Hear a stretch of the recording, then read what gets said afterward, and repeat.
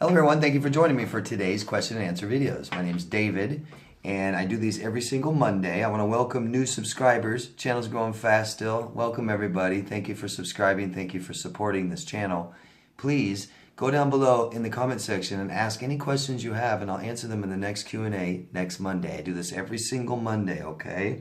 All I ask, if you guys will ask questions, please tell us your location. I want to know, and so does everybody else, or most everybody else, like to know where people are from that are experiencing the same thing, this recovery from narcissistic abuse. You know, as you know, watching, if you've experienced this, you are maybe alone, isolated.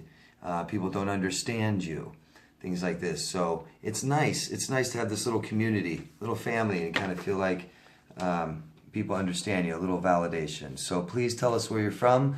Thank you very much. I want to thank you, Willa, very much for your donation. Thank you, Willa, for your support. I appreciate you very much.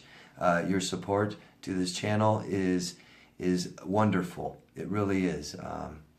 You know, giving your hard-earned money to somebody is a very kind gesture, and it really can help someone keep going. So thank you, Willa. I appreciate you very much.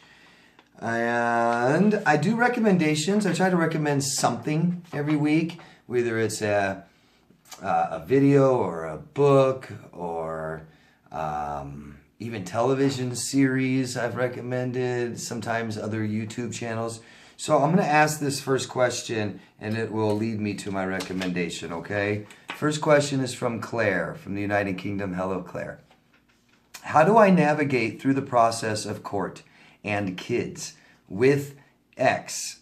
Has anyone else been accused of parental alienation? And Claire, I promise you that you aren't the only one that has experienced anything you've experienced, even though it seems totally crazy and you don't understand. So first I want to recommend my friend and colleague.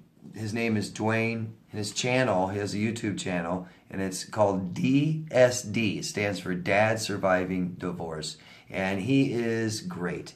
He dedicated his channel, devoted it totally to having a relationship, having a divorce with a narcissistic person, and you share children in that divorce. He's got all kinds of great information. He's a great guy, and he makes videos. He's really committed and active, makes lots of videos all the time.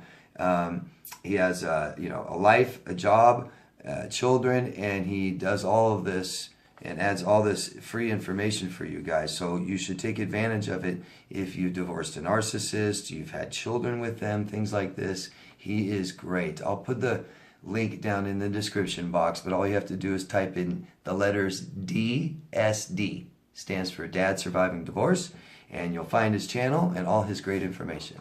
Okay? So let's get started with the rest of the questions. The next question is from Jennifer in Kansas City, Missouri. Hello, Jennifer. Why would narcissists and sociopaths be enveloped in church when they are so void of empathy, compassion, and conscience?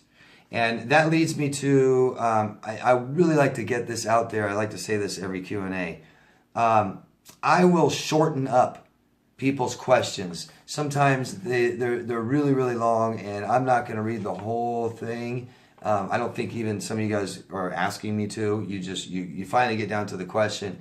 And so my interpretation of it, my shortening up, may be incorrect. I might miss out some stuff that might make me believe that the question is something, that you're asking me something you're not.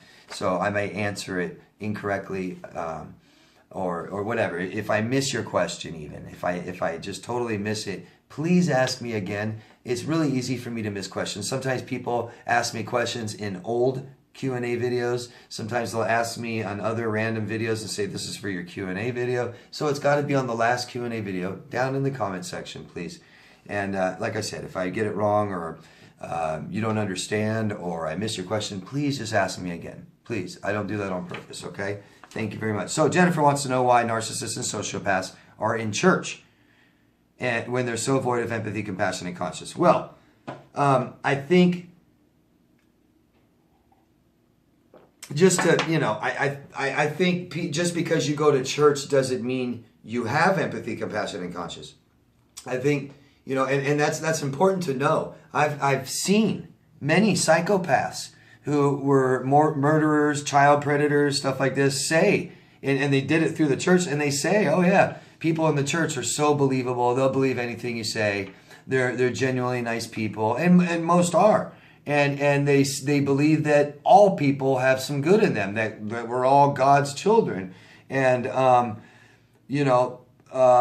positive attitude, I don't know if it serves every one of us to have that attitude about human beings. It can get you in trouble. But so why would they be in the church when they don't have empathy, compassion, and conscience? So I gave you one reason, right? They're predators. Some are predators, and they're looking for prey. And people who believe in God and go to church and things like this can be easy victims. And that's not coming from me. That's coming from predators saying it multiple times. Another reason is, lots of shame, guilty conscience, want to be a good person. A lot of things that something that a lot of people don't understand is someone can hurt a human being, sit there and abuse someone, and they may not have empathy, so it doesn't affect them emotionally. They don't feel it emotionally, right? I mean, I truly believe someone abuses someone, they don't have empathy, and they may not be remorseful and things like this, okay? But they don't want everyone to see, and you guys know that.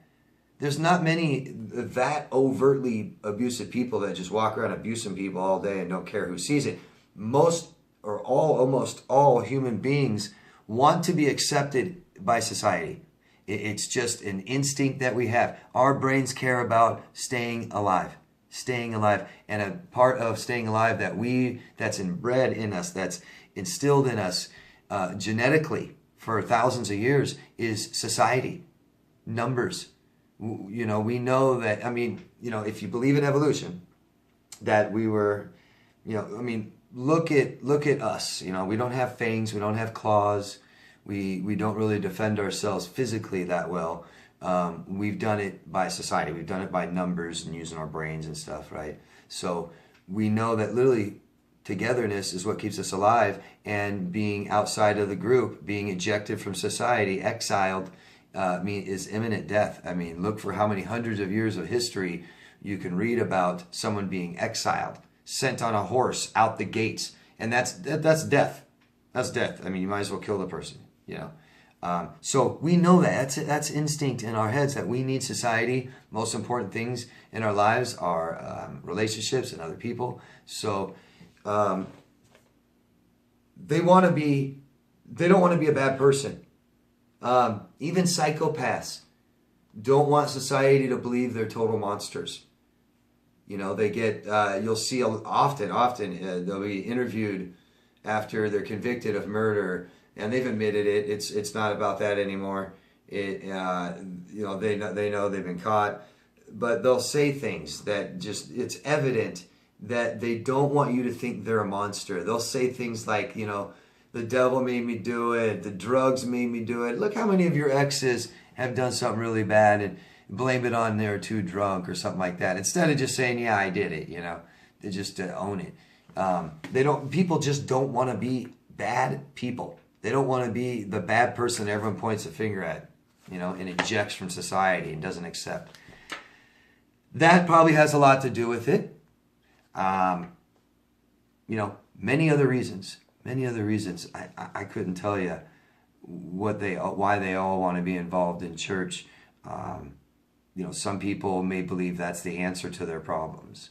I know some people believe that, but maybe some narcissists and sociopaths truly believe that might be the answer to their problems.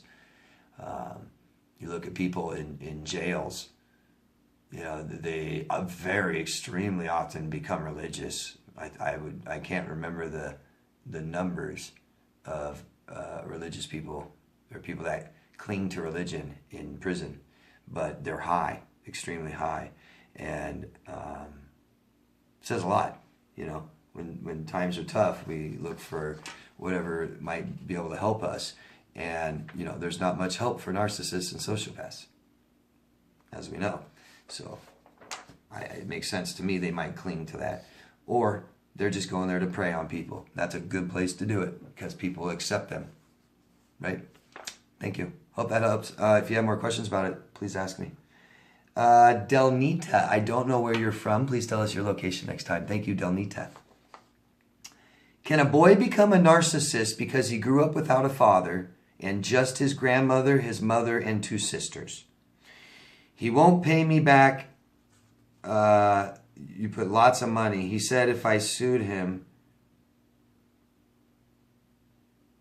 that you would go to jail, and I can't seem to let him go. As far as the money, he said if you sue him for the money he owes you, that you will go to jail. I don't understand why that would happen. Please talk to a lawyer, please. You can find often lawyers will give you free advice, talk to you for free, quickly on the phone. You can get legal advice a lot of times for free. But go talk to a lawyer. That's a lot of money. It's in the thousands. So go ask a lawyer, get a lawyer's advice, okay? They'll tell you what you can do.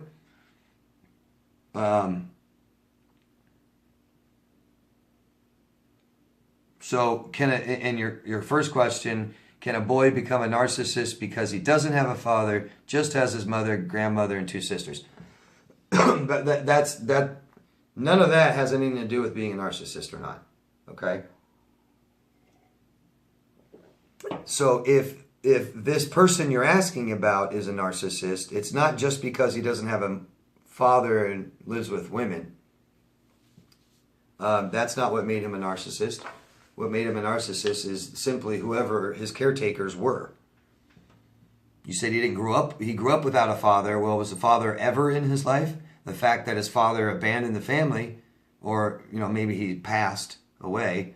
But I hope you got to understand personality disorders. It happens in narcissistic personality disorder. Let me be clear.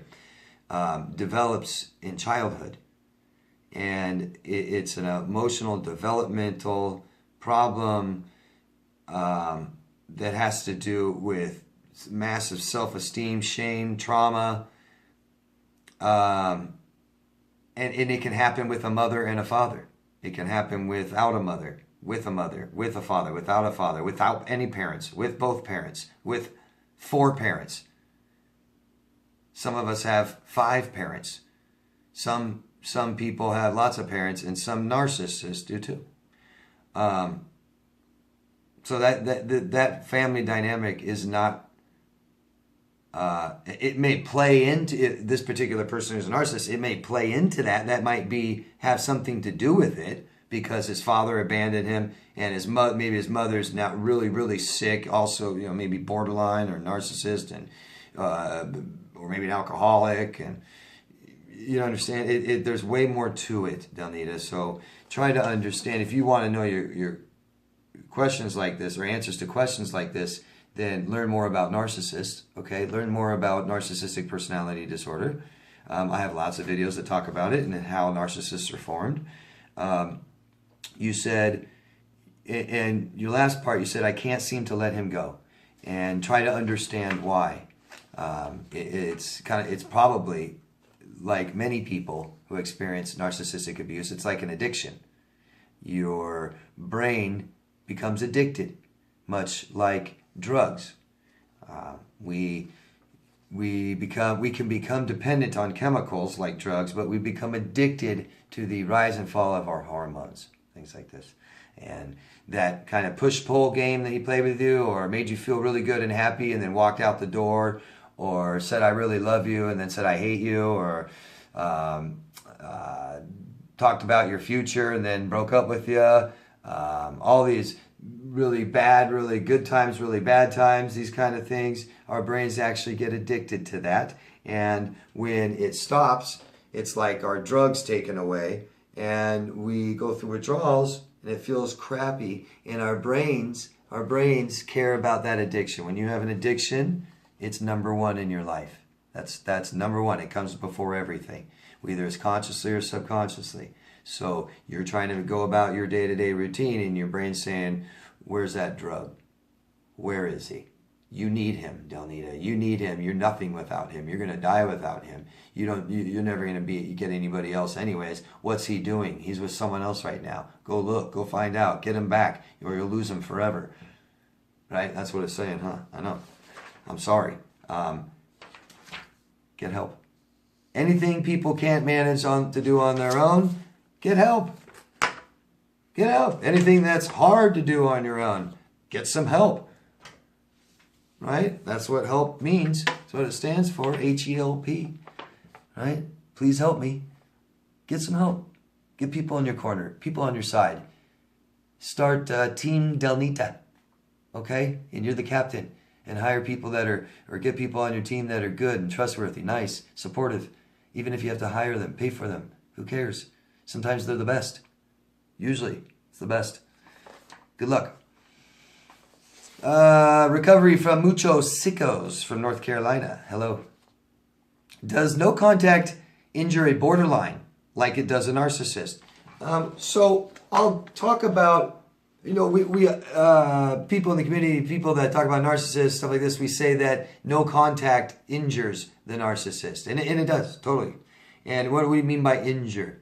We mean that their false ego is injured. Their false ego is a defense mechanism. Narcissism is a defense mechanism. It's so they don't get hurt. They're doing it so they don't get hurt. They act big and tough so you won't hurt me, right? I act like I don't care about you so I don't get hurt. Stuff like this. So that's the narcissist. And does it hurt a borderline like it does a narcissist? Well, it hurts a borderline. Maybe a little different if we're going to be technical about, about the different disorders. Borderlines have a real fear of abandonment. Yeah, and not contacting them freaks them out. If they're trying to contact you and you don't contact them, freaks them out. And they go into a total panic, I'd imagine. Maybe even dissociate. Self-sabotage, cut, drugs, alcohol, right? Reckless. Hope that helps.